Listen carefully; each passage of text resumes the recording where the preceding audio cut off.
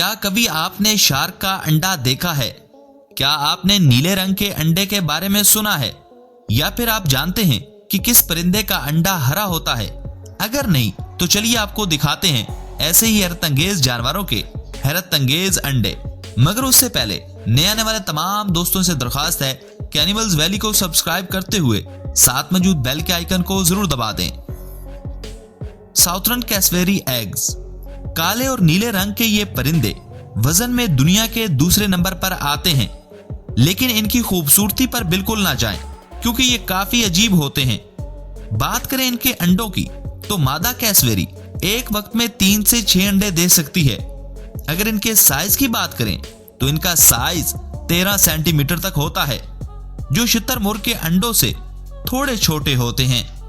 وہیں ان کا وزن 650 گرام تک ہوتا ہے۔ انڈوں کا رنگ گہرا ہرا ہوتا ہے جو دیکھنے میں کافی اٹریکٹ کرتا ہے۔ انڈے دینے کے بعد یہ پرندہ کافی عجیب ہو جاتا ہے تاکہ اپنے انڈوں کو شکاریوں سے بچا سکے۔ انڈوں سے بچے نکلنے کے بعد کیسوری مادہ اپنے بچوں کا 9 ماہ تک دھیان رکھتی ہے اور 9 مہینے پورے ہونے کے بعد انہیں اپنے حال پر چھوڑ دیتی ہے۔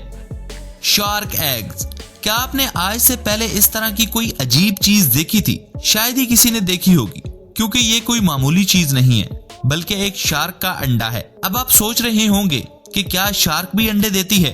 تو ہم آپ کو بتا دیں کہ شارک کی 70% اقسام بچوں کو جنم دیتی ہے، باقی 30% اقسام انڈے دیتی ہیں۔ ان انڈوں کی باہر والی سطح کافی سخت اور ہلکے پیلے رنگ کی ہوتی ہے اور ان انڈوں کے اندر آپ بچوں کو ہلتے ہوئے بھی دیکھ سکتے ہیں۔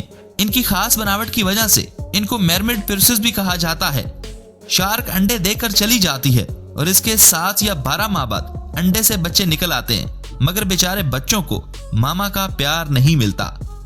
تو ناظرین، آپ کو یہ خوبصورت انڈے کیسے لگے؟